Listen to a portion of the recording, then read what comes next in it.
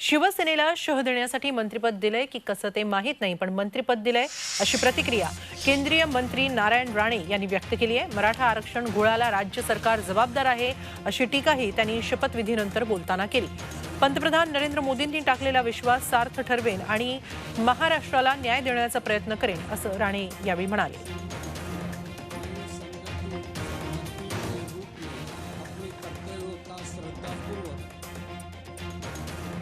काय समजत नाही ना, नियम माहित नाही, घटना माहित नाही म्हणून बोलतायत।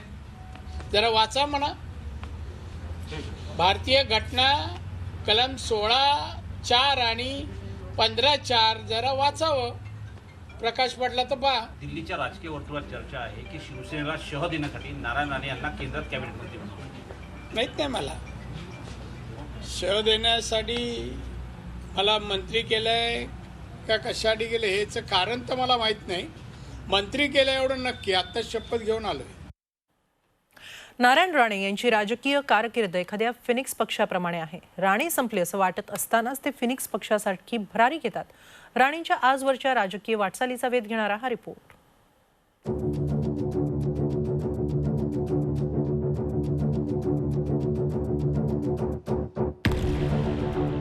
नारायण राणेंची राजकीय फिनिक्स भरारी। कट्टर शिवसैनिक ते ठाकरेंचे कट्टर राजकीय वैरी। शिवसेनेविरोधात भाजपचं नारायणास्त्र। गेल्या 16 वर्षात 4 पक्ष बदलणारे नारायण राणे आता केंद्रीय मंत्री झाले। नारायण तातू राणे मूळचे कट्टर शिवसैनिक आता मुंबई महापालिका निवडणुकीत ते शिवसेनेविरोधात रणशिंग फुंकणार आहेत। शिवसेनेचा भगवा उतरवायला भाजपला मदत करणार आहेत। 1999 साली शिवसेना प्रमुख बाळासाहेब ठाकरे यांनी त्यांना मुख्यमंत्री केलं। याच मुख्यमंत्रीपदाच्या महत्वाकांक्षेतून त्यांनी 2005 साली शिवसेनेला जय महाराष्ट्र करून काँग्रेसचा हात हाती घेतला। मात्र मुख्यमंत्रीपद काही पत्रात पडलं नाही। काँग्रेसनं खूप झुरवल्यानंतर त्यांनी काँग्रेसला सोडचिठ्ठी देत 2017 मध्ये महाराष्ट्र स्वाभिमानी पक्षाची मुहूर्तमेढ रोवली। मात्र 2च वर्षात पक्षाचा गाशा गुंडाळून 2019 मध्ये ते भाजपचे खासदार झाले। भाजपनं थेट राणेंना मंत्रिपद दिलंय आणि शिवसेनेला डिवचलेलं पाहायला मिळतंय। त्यामुळंच आता महाराष्ट्रामध्ये शिवसेना आणि भाजपची युती होणं अवघड आहे हे त्या सगळ्या घडामोडींवरून स्पष्ट होत आहे। कोकणी माणसासारखा वरून काटेरी आणि आतून गऱ्यासारखा मधुर हा राणेंचा स्वभाव। त्याच वेळी एक घाव आणि 2 तुकडे करण्याचा त्यांचा कोकणी बाणा। यामुळेच 2014 सालच्या विधानसभा निवडणुकीत मालवण मतदारसंघातून नारायण राणे पराभूत झाले। राणेंसाठी हा जबर राजकीय धक्का होता। त्यानंतर वांद्रे विधानसभा पोटनिवडणुकीतही त्यांना दारुण पराभव पत्करावा लागला। राणेंची राजकीय कारकीर्द संपली असं वाटत असतानाच ते भाजपत गेले। आता केंद्रीय मंत्री म्हणून त्यांनी थेट दिल्लीत भरारी घेतली आहे। शिवसेनेचे कट्टर विरोधक ही आता राणेंची जमेची बाजू ठरली आहे। कोरोना संकट हाताळण्यात मुख्यमंत्री अपयशी ठरलेत। राज्याचा सर्व कारभार ते मातुश्रीवर बसूनच पाहतात अशी तोफ ही त्यांनी डागली। सुशांत सिंह मृत्यू प्रकरणात तर त्यांनी आदित्य ठाकरे यांच्यावर गंभीर आरोप केले होते। त्यामुळं आगामी महापालिका निवडणुकीत राणेंच्या ठाकरे विरोधाला आणखी धार येऊ शकते। कोकणात जन्मलेले आणि इन्कम टॅक्स विभागात क्लार्क असलेले नारायण राणे महाराष्ट्रातले ताकदवान नेते बनले। आक्रमक भाषाशैली ही त्यांची ओळख। राजकीय विरोधकांवर प्रहार करताना ते अजिबात हातचं राखत नाहीत। त्यामुळेच अनेक वाद त्यांनी आजवर ओढवून घेतले। आता केंद्रीय मंत्री या नात्यानं नव्या इनिंगसाठी ते सज्ज झाले। मैं नारायण तातू राणे ईश्वर की शपथ लेता हूं कि मैं विधि द्वारा स्थापित भारत। मात्र राणे हे दुधारी तलवार आहेत। हे भाजपलाही विसरून चालणार नाही। नारायण राणे यांना केंद्रामध्ये मंत्रिपद देऊन मोठा विश्वास दर्शवलेला आहे। अशा वेळी काँग्रेस, राष्ट्रवादी काँग्रेस आणि शिवसेनेवर नारायण राणे पुन्हा एकदा प्रहार करतील का, मातोश्रीवर आघात करतील का आणि पंतप्रधान मोदींचा विश्वास सार्थ ठरवतील का, हे पाहावं लागणार आहे. Cameraman Rajesh Ramrai Shinde, Zee media, Delhi. नारायण राणेंची केंद्रीय मंत्रिमंडळात वर्णी लागल्यामुळे आगामी निवडणुकीत कोकणात भाजपला ताकद वाढणार असल्याचं आमदार नितेश राणेंनी सांगितलंय. तर कोकण शिवसेनेसोबतच राहणार असल्याचा विश्वास शिवसेना खासदार अनिल देसाईंनी व्यक्त केलाय. आज कोकणी माणूस अस्वस्थ आहे, असमाधानी आहे. गेल्या 2 वर्ष शिवसेनेचा स्वतःचा मुख्यमंत्री असताना पण कोकणातल्या जनतेला न्याय भेटला नाहीये आणि आज मोदी साहेबांनी कोकणातल्या एका सुपुत्राला केंद्रीय मंत्रिमंडळावर घेतलेला आहे. म्हणून मला विश्वास आहे कोकणातली जनता आणि आमचा भारतीय जनता पक्ष कोकणात करून आज आम्ही ताकद वाढून येणाऱ्या 24मध्ये जास्तीत जास्त खासदार आणि सर्वात जास्त आमदार हे आम्ही कोकणातून भारतीय जनता पक्षाला देऊ, एवढा विश्वास आहे. कोकणामध्ये कधी शिवसेनेला अंतर नसणार. कोकणची लोक आणि शिवसेना हे समीकरण घट्टायचे अधिक घट्ट राहणार. आमचे विनायक राऊत असू द्या, वैभव नाईकपासून ते सगळे राजापूरपासून सगळेच जर तुम्ही पाहिले तर रायगडपर्यंत कोकण आणि शिवसेना हे मजबूत समीकरण आहे, कोणालाही चिंता नाही. तर सर्व मंत्र्यांना 15 ऑगस्टपर्यंत दिल्लीतच राहण्याची सूचना पंतप्रधान नरेंद्र मोदी यांनी केलेली आहे. संसदेच्या पावसाळी अधिवेशनासाठी उपस्थित राहण्याची सूचना त्यांनी केलेली आहे. आजच या नव्या 43 मंत्र्यांचा शपथविधी पार पडला आणि आता रोस्टरनुसार संसदेत उपस्थित राहण्याची सूचना पंतप्रधानांनी केलेली आहे. 15 ऑगस्टपर्यंत दिल्लीतच राहण्याची सूचना सर्व मंत्र्यांना पंतप्रधानांकडून करण्यात आली आहे.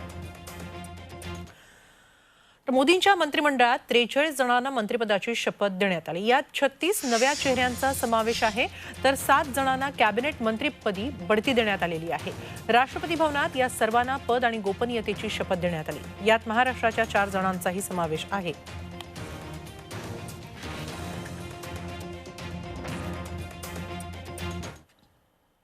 केंद्रीय मंत्रिमंडळात महाराष्ट्रातील 4 समावेश करण्यात आलेला आहे. माजी मुख्यमंत्री नारायण राणे यांना कॅबिनेट मंत्रिपदाची, तर भिवंडीचे खासदार कपिल पाटील, औरंगाबादचे राज्यसभा खासदार डॉक्टर भागवत कराड आणि दिंडोरीच्या खासदार डॉक्टर भारती पवार यांनी राज्यमंत्रिपदाची शपथ घेतली.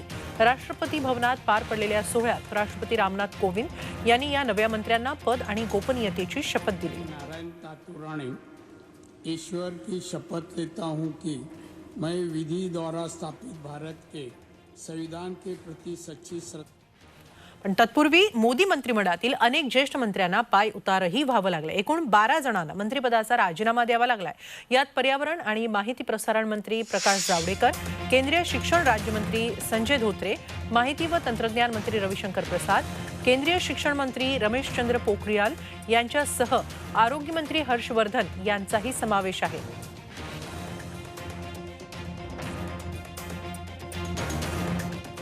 तर रसायन व खते मंत्री सदानंद गौडा यांना देखील राजीनामा द्यावा लागलेला आहे.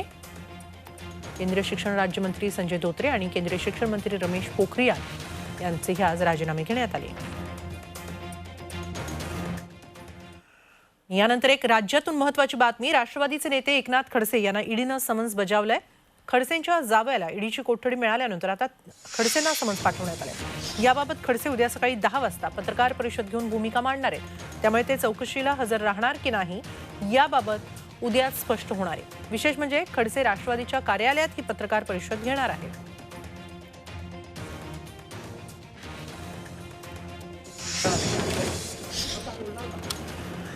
राष्ट्रवादीचे नेते एकनाथ खडसे यांना चौकशीसाठी हजर राहण्याचं ईडीनं समन्स बजावलेलं आहे. कालच त्यांचे जावई गिरीश चौधरी यांना ताब्यात घेतलं होतं आणि आज त्यांना अटक करून त्यांना 12 जुलैपर्यंत ईडीची कोठडी देण्यात आलेली आहे. आणि आता ईडीचं समन्स खडसेंना बजावण्यात आलेलं आहे उद्या चौकशीसाठी हजर राहण्यासाठी. मात्र उद्या सकाळी राष्ट्रवादी काँग्रेसच्या पक्ष कार्यालयातच खडसे पत्रकार परिषद घेऊन आपली भूमिका स्पष्ट करणार आहेत.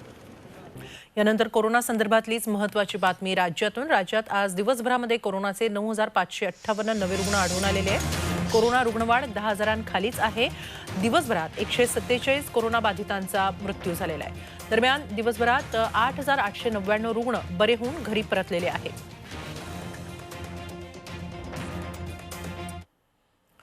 आणि आता बातमी एका बैलाची आणि त्याच्यावर जीवापाड प्रेम करणाऱ्या त्याच्या धन्याची. खेड तालुक्यात सध्या त्याचीच चर्चा आहे. नेमकं पाहूया काय घडलंय ते.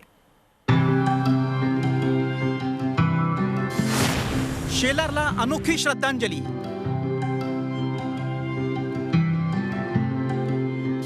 बैलाचा उभारला देवासारखा पुतळा.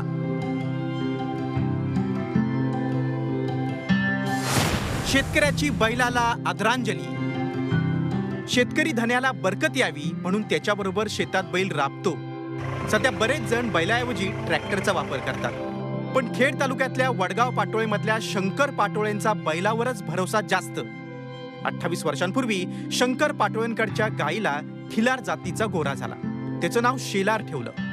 शेलार पाटोळे कुटुंबियांच्या घरचा सदस्य झाला. पण 15 दिवसांपूर्वी शेलारचं निधन झालं. पाटोळे कुटुंबियांनी लाडक्या शेलारचे दशक्रिया विधी केले. शेलारची आठवण म्हणून अंगणातल्या तुळशी शेजारीच त्याचा पुतळा उभारण्यात आला. 94 साली जन्मला. तो इतका बालपणी छान होता. सगळ्या आमच्या घरातल्या लोकांचं त्याच्यावर मन बसलं. त्याला आम्ही मुलाप्रमाणे सांभाळलं. कायम स्वरूपी राहावा आमच्या ध्यानात म्हणून आम्ही त्याचा पुतळा बसवला. शेलारनं मालकाला चांगली साथ दिली. मशागत, नांगरणी, पेरणी जिथं ज्याला जुंपलं तिथं सोन्यासारखं पीक उगवलं. कोणत्याही अवताला हा झुपलेला असेल तर त्या अवताला एकदम तो शिस्तीबद्ध चालायचा आणि त्याची शिस्त पाहून बैलाची आम्हाला पार आवतकाठी करण्यासाठी एकदम आनंद वाटायचा.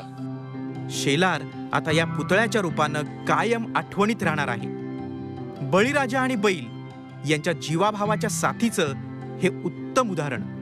हेमंत चापुडे, झी 24 तास, खेड, पुणे. विकासाचा ध्यास म्हणजे झी 24 तास.